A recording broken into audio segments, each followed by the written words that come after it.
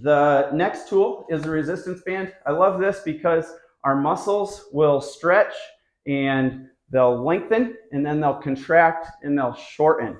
And that is an elastic property of muscle tissue, which matches these really cool things like an elastic resistance band. The bands are incredible for doing like our mobility exercises. So we talk a lot about the brain and brain health.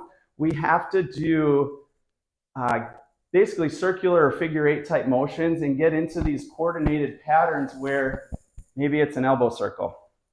Maybe we switch that to the other side, and then we switch into a shoulder circle, and then we switch that to the other side. So we can sequence movements together, which is also, by the way, really good for some certain brain areas.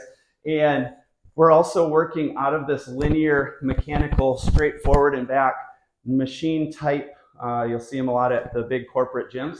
Machine-like movements, right? We're not robots, we're humans, and I love that. So we want to train that way, and bands are a great way to do that.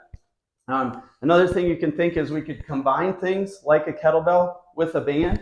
So maybe I want to get extensor tone when I clean a kettlebell, and I set up here, I want my hips and back to be extensor driven. So I might set up like an extension in the shoulder, match that extensor tone, and bring the hips through.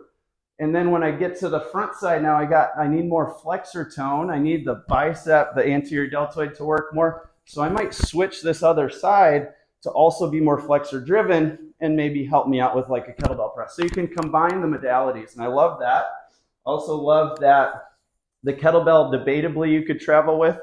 This definitely you can travel with. You can roll it up and it takes up about as much space as a pair of socks if you needed to use it at home or go on the road with it.